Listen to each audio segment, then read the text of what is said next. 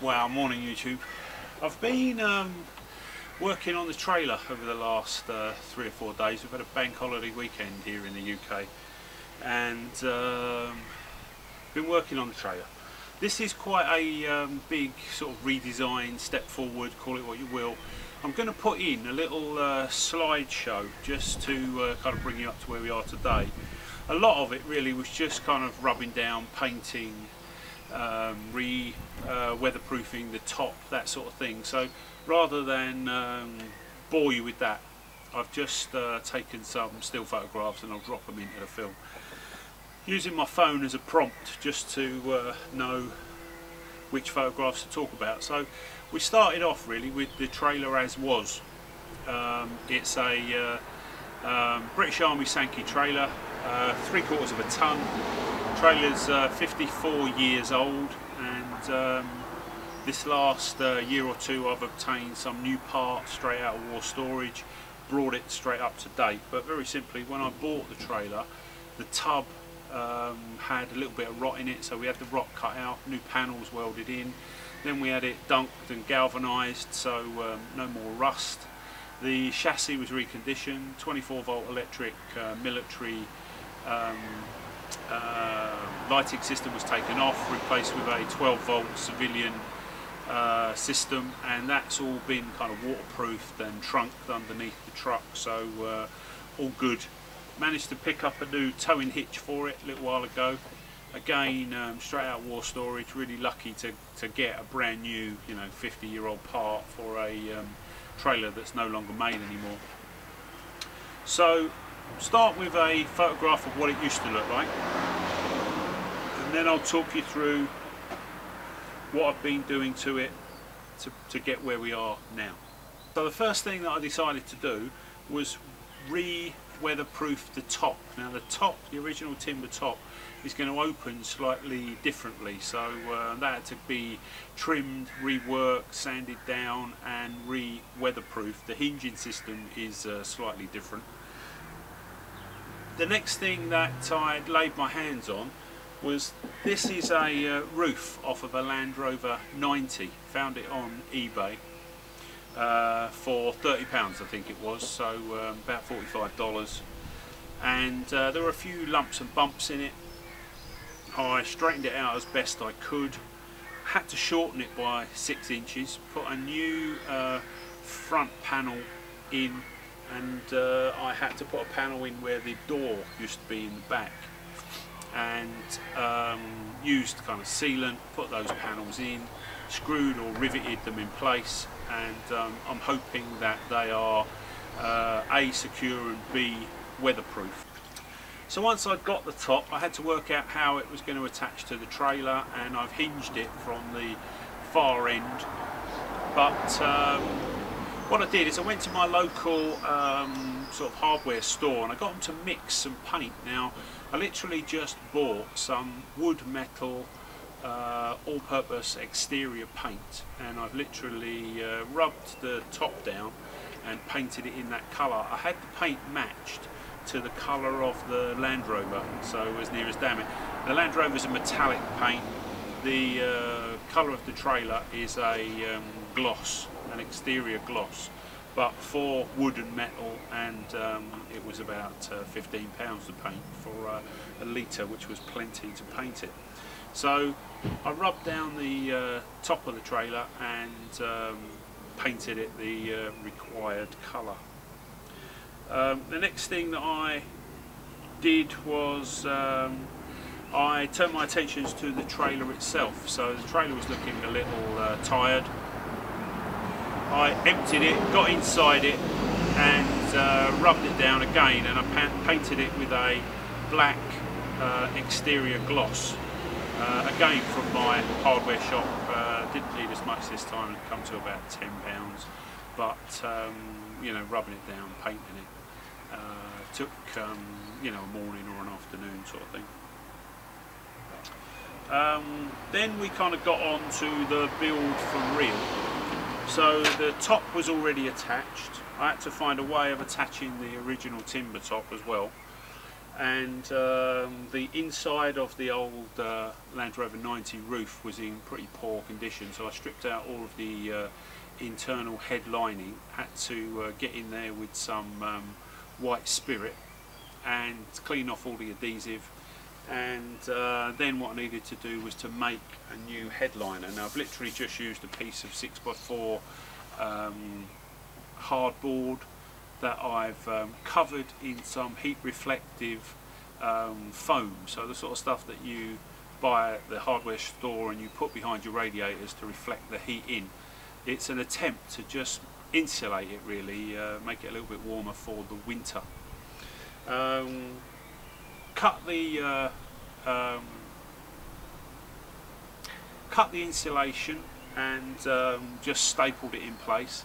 Covered it in some old polyester fabric that my wife had a kind of roll of, and it was about £1.99 a metre, so it's cheap as chips.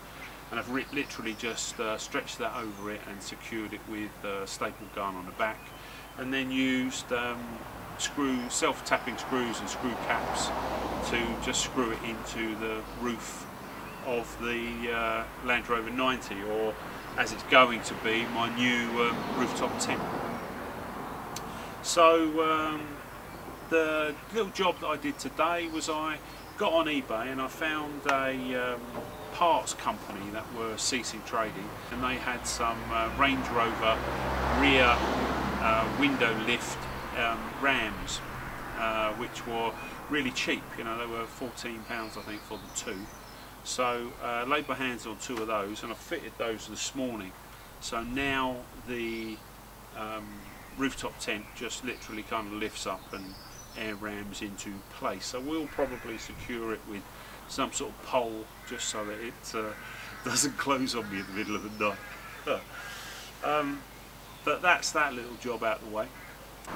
The way that I'm making this rooftop tent is exactly the same way as I made my DIY rooftop tent out of a roof box.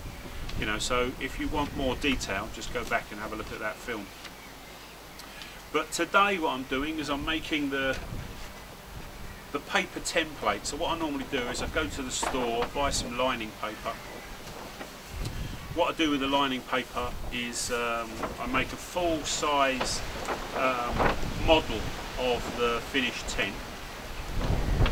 Because I've done this before, I'm starting to kind of cut a few corners. What I'm going to do is this particular side I'm going to just reverse, because this is going to end up being the pattern that you cut the material out of.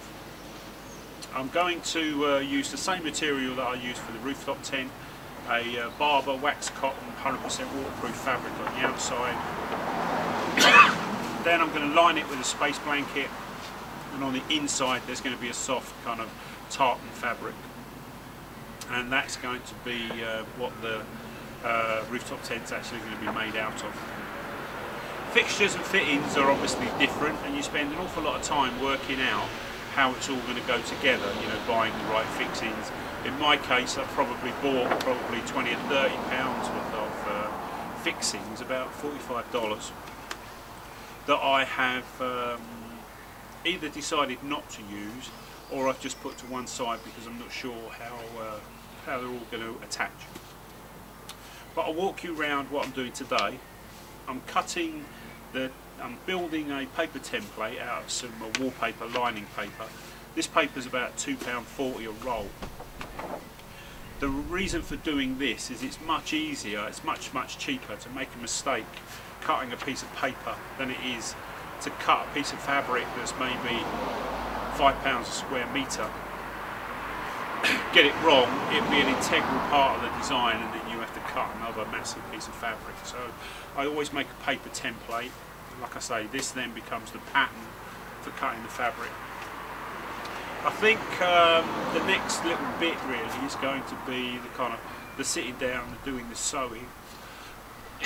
Excuse me. Just like I did before, if you look at my DIY rooftop tent, I'm going to make it exactly the same way.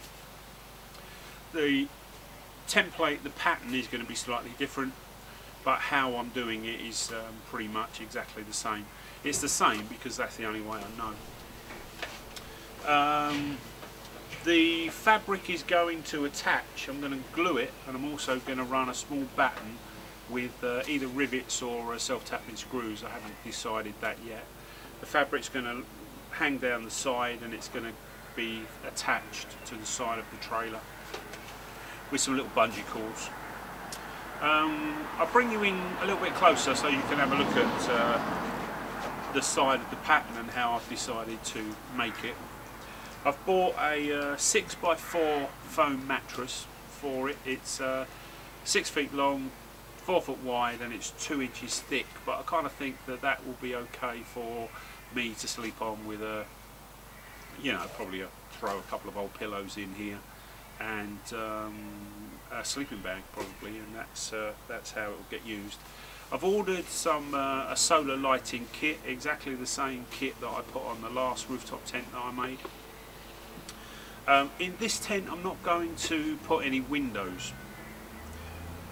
Now the reason that I've decided not to put windows is because I picked this Land Rover 90 roof panel specifically because it's got the safari windows in the side, and it's also got a sunroof. The reason I kind of went for the windows is obviously it kind of lets the light in, and I quite like the idea of the sunroof because it stops me having to build ventilation into it, so I can simply leave the sunroof ajar during the night, and that will give me kind of ventilation for my breath. One of the things that I did discover when I made my last rooftop tent was that once it was all sealed up in bad weather, the moisture from my breath actually collected on the roof of the old rooftop tent that I made. So like I say, I like the idea of having the sunroof because you can open it a little, so you've got that kind of airflow, and hopefully it should overcome that problem. So it's going to be quite well insulated. It's made out of exactly the same materials the last one was. It's metal, so it's aluminium, so it's a lot more sturdier, and it's attached to the top of the trailer. As you can see, the whole trailer's been kind of rubbed down and painted. I've got 2 brand new shock absorbers that I'm going to put on it. I'm going to get around to doing that little job, though in truth the ones on it seem fine, but they are 50-55 years old, so I don't think it'll do any harm changing those parts out. And the next thing you're probably going to see is me sitting down at a sewing machine, getting the project finished. The headliner I've got to take out again in order to run the electrics for the solar lights that I'm going to put in. That's probably going to be it. I'm hoping to take it to the bushcraft show, so if anybody wants to see it in the flesh, so to speak, I'm hoping that it will be finished, and that will be its first big outing. But brand new rooftop tent. So this is the stencil that I've made. This is going to be what I cut the fabric out from. All I've done is I've cut the paper out, stuck it to the side of the new roof and the trailer, and then I've used double-sided tape to just add extra pieces of paper until I've got the actual kind of shape that I want. What I've done is I've written on each panel, so just here I'm reading +1 inch for the hem, and that'll be down the side, and then again along the bottom I've written +1 inch for the hem. There's a 2-inch hem at the top here that I've already built into it, and this particular panel is going to have a sort of flexible fiberglass pole that's going to hold it in shape, and this panel will clip onto it. But as I've made this template, this pattern, this is the piece of paper is actually going to be what I use as a pattern to cut the fabric. And when I cut the fabric, I always cut the fabric 2 inches bigger all round than I actually have measured. What I do is I draw on the fabric in a white kind of crayon the actual size, but cut it 2 inches bigger. And what that ensures is if I make a mistake, if I get a measurement wrong, you know, I haven't cut a panel that is physically too small. So as I progress along the road of the manufacturing process, so I can then make it more and more and more exact, as I get nearer the finish. But the last thing you want to do is cut something exactly, you know, to size when you're kind of sticking it on or transferring it to the fabric, only to find out that it is in fact not 2 inches too big, it is in fact an inch too small. And that couple of inches just ensures that that doesn't happen. So when I've made the panel, what I'll do is I'll bring it out. Again, I'll just put it on the truck with double-sided tape just to make sure it fits. If there's any kind of modification, then I can take it back in, I can make it slightly smaller. But that's how I have worked out, you know, that's a good thing to do. Just extra couple of inches, just make sure that you don't manufacture something that is physically too small. So the next stage is the fabric. I'm waiting for the mattress and a few other bits and pieces. The solar lighting system hasn't turned up just yet, but this is what I'm working on. And I guess the part 2 will be me manufacturing the fabric, putting all the laminates together for that and fitting it, and then I guess if we're lucky we might get out to weather test it before its first outing at the Bushcraft show. But this is just a quick film to show you that I am in fact still in and out of my workshop. I'm still manufacturing stuff. You know, I've got some kind of crazy ideas that I'm trying to turn into you know, physical things and fruition. And this is the next thing. This is the new reconditioned trailer with the rooftop tent on it. And if you're interested in looking at it, see you at the Bushcraft show. So this is what I've been up to for the last few days. Part 2 is going to be me sitting down and making all the panels, putting it together, and probably weather testing it, hopefully if we get an opportunity before the Bushcraft show. But if you want any more information, look at my DIY rooftop tent, because I'm actually making this one exactly the same as I did that, though there was a little bit more work involved in this. But as always, any comments, love to hear them. Back soon.